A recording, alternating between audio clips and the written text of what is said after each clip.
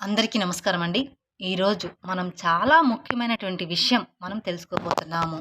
అది ఏమిటి అంటే గుడికి ఎందుకు వెళ్ళాలి? మనలో చాలామందికి గుడికి వెళ్ళే అలవాటు ఉంటుంది. ఆడ, మగ, పెద్ద, చిన్న అనే తేడా లేకుండా మనలో చాలామంది గుళ్ళు, గోపురాలను దర్శించుకుంటూ ఉంటారు. అసలు గుడికి ఎందుకు వెళ్ళాలి అని ఎప్పుడైనా ప్రశ్నించుకున్నారా? కాసేపు కాలక్షేపం కోసమో లేదా ఏమైనా దిగులు ఉంటే మర్చిపోవడం కోసమో అనుకుంటే పొరపాటు. ఇదంతా అసలు గుడికి వెళ్ళడం మొక్కుబడి వ్యవహారం కాదు. ఆలయాలను దర్శించుకోవడం వెనుక శాస్త్రీయ ప్రయోజనాలు ఉన్నాయా లేవా అవేంటో ఇప్పుడు ఈ వీడియోలో మనం తెలుసుకుందాం. వీడియోని ఎక్కడా స్కిప్ చేయకుండా చివరి వరకు చూడండి. అప్పుడే మేము ఏం చెప్తున్నామో పూర్తిగా అర్థమవుతుంది. అలాగే మొదటిసారి మీరు మా ఛానల్ని చూస్తున్నట్లయితే మా ఛానల్ని సబ్స్క్రైబ్ చేసుకోండి. అసలు గుడికి ఎందుకు వెళ్ళాలి? ఎప్పుడు వెళ్ళాలి? అసలు గుడి ఎప్పుడు ఎందుకు ఎలా ఏర్పడింది? దేవాలయాలకు ఎందుకు వెళ్ళాలి? ఈ విషయమే వేదాలు ఏం చెప్తున్నాయి మొదలైన అంశాలు తెలుసుకోవడం చాలా అవసరం. మన దేశంలో చిన్న పెద్ద వేలాది దేవాలయాలు ఉన్నాయి. అయితే అవన్నీ వైదిక దేవాలయాలు పరిగణలోకి రావు. నియమాలను పాటించి నిర్దిష్టంగా నిర్మించిన ఆలయాలను మాత్రమే గురువులు పరిగణిస్తారు. అలాంటివి అత్యంత ప్రసిద్ధి చెందాయి. ఇతర దేవాలయాలు కూడా పవిత్ర దేశాలే అయినప్పటికీ కొన్ని ఆలయాలు మరింత పునీతమయ్యి స్థిల మహత్యాన్ని సంతరించుకున్నాయి. భూమిలో మహత్తరమైన ఆకర్షణ శక్తి తరంగాలు ఎక్కడ ప్రకాశిస్తూ ఉంటాయో అక్కడ ఆలయాన్ని నిర్మించాలి. ఇంకా అర్థమయ్యేటట్టు చెప్పాలంటే ఉత్తర దక్షిణ ధృవాల మధ్య ఎలా ఆకర్షణ శక్తి ఉంటుందో అలా భూమిలో పాజిటివ్ ఎనర్జీ పాస్ అయ్యే చోట ప్రసిద్ధి చెందే దేవాలయాలు ఉన్నాయి. అందుకే అలాంటి గుళ్ళల్లో అడుగు పెట్టగానే తనువు, మనసు అంతా కూడా ప్రశాంతత పొందుతాయి. దేవాలయం గర్భగుడిలో ఉత్కృష్టమైన ఆకర్షణ తరంగాలు కేంద్రీకృతమైన చోట మూల విరాటను నిలిపిన ప్రదేశంలో వేద మంత్రాలు రాసిన తామ్ర పత్రాన్ని అంటే రేకు నిర్లక్ష్యం చేసి ఉంచుతారు. రాగి లోహానికి భూమిలో ఉండే శక్తి తరంగాలను గ్రహించే శక్తి ఉంటుంది. ఆ విధంగా రాగి గ్రహించిన ఆకర్షణను ఆ పరిసర ప్రాంతాలకు విడుదల చేస్తుంది.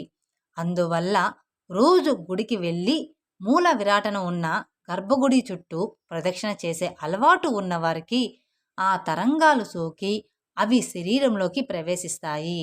ఎప్పుడో ఒకసారి ఆలయానికి వెళ్ళేవారికి ఆ శక్తి సోకినా కూడా గమనించదగ్గ తేడా ఏమీ కనిపించదు. కానీ నిత్యం గుడికి వెళ్ళే వారిలో పాజిటివ్ ఎనర్జీ చేయడం స్పష్టంగా తెలుస్తుంది. ఇకపోతే గర్భగుడి మూడు వైపులా పూర్తిగా మూసి ఉంటుంది. ఒకవైపు మాత్రమే తెరిచి ఉంటుంది. అందువల్ల గర్భాలయంలో ముఖద్వారం దగ్గర పాజిటివ్ ఎనర్జీ కేంద్రీకృతమై మరీ అధికంగా ఉంటుంది. గర్భగుడిలో వెలిగించే దీపం ఉత్పత్తి చేసే శక్తి కూడా చెప్పుకోదగ్గదే. ఆలయాల్లో గంటలు మోగిస్తారు, వేద మంత్రాలు పాటిస్తారు, భక్తి గీతాలు అలిపిస్తారు. ఈ మధుర ధ్వనుల శక్తిని సమకూరిస్తాయి. గుడిలో దేవుడికి సమర్పించే పుష్పాలు, కర్పూర హారతి, అగరొత్తులు, గంధం, పసుపు, కుంకుమల నుంచి వచ్చే పరిమళాలు శరీరంలో రసాయన చర్య జరపడం వల్ల శక్తి విడుదల అవుతుంది. ఈ మూల విరాటను ప్రతిష్ఠించిన ప్రదేశం నుండి విడుదలయ్యే మహత్తర శక్తి తరంగాలను గుడిగంటలు, మంత్రఘోష, పూల పరిమళాలు, కర్పూరం, అగరత్తులు, గంధం, పసుపు, కుంకుమల నుండి వచ్చే అపురూపమైన సుగంధం, తీర్థ ప్రసాదాల్లో ఉండే ఔషధ గుణాలు అన్నీ కలిసి ఎనలేని మేలు జరుగుతుంది. గుడిలో దేవుడికి కొబ్బరికాయ, అరటిపళ్ళు నైవేద్యంగా పెడతారు. ఈ కొబ్బరిని, అరటిపళ్ళని భక్తులకు ప్రసాదంగా ఇస్తారు.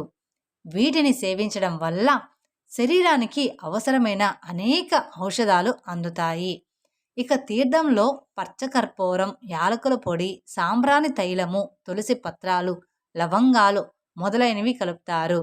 ఆయా పదార్థాలు అన్ని ఔషధ గుణాలు కలిగినవే.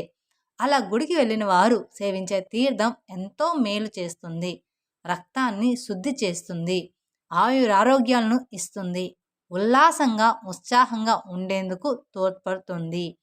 ఇప్పుడు చాలామంది పాటించడం లేదు, కానీ పూర్వం ఆలయానికి వెళ్ళినప్పుడు పురుషులు చొక్కా లేకుండా వెళ్ళేవారు. దాంతో ఆలయ ప్రాంగణంలో ఉండే శక్తి తరంగాలు వేగంగా పురుషుల శరీరంలో ప్రవేశిస్తాయి. స్త్రీలు నిండుగా బట్టలు వేసుకొని, దుస్తులు వేసుకొని అనవసరమైన చూపులు తమపై పడకుండా జాగ్రత్త పడడం మన సాంప్రదాయం. కనుక అందుకు బదులుగా వారు నగలు ధరించేవారు. లోహానికి శక్తి తరంగాలను త్వరితంగా గ్రహించే శక్తి ఉంటుంది. ఆ విధంగా స్త్రీ పురుషులిద్దరికీ ప్రయోజనం కలుగుతుంది. భక్తులు గుడికి వెళ్ళి దేవుని దర్శించుకుంటున్న సమయంలో గర్భగుడిలో దీపం వెలుగుతూ ఉంటుంది. కర్పూర హారతి వెలిగిస్తారు, గంటలు మోగుతాయి, తీర్థ ప్రసాదాలు ఇస్తారు. అలా అన్నీ కూడా మనకి పాజిటివ్ ఎనర్జీలు సమీకృతమై భక్తులకి ఆనందం, ఆరోగ్యం లభిస్తాయి. మనలో దివ్యశక్తి ప్రవేశించి తేజస్సు అనుభూతినిస్తుంది. కనుక ఆలయానికి వెళ్ళడం కాలక్షేపం కోసం మాత్రం అస్సలు కాదు. ఎన్నో శక్తి తరంగాలు ప్రవేశిస్తాయని శాస్త్రాలు నిరూపిస్తున్నాయి. తెలుసుకున్నారు కదండి గుడికి మనం ఎందుకు వెళ్ళాలి అనేది. ఈ వీడియో మీకు నచ్చినట్లయితే మరికొందరికి షేర్ చేయండి. అలాగే మొదటిసారి మీరు మా ఛానల్ని చూస్తున్నట్లయితే మా ఛానల్ని సబ్స్క్రైబ్ చేసుకొని నన్ను సపోర్ట్ చేయండి. Thank you for watching my video. ఓం నమః శివాయ.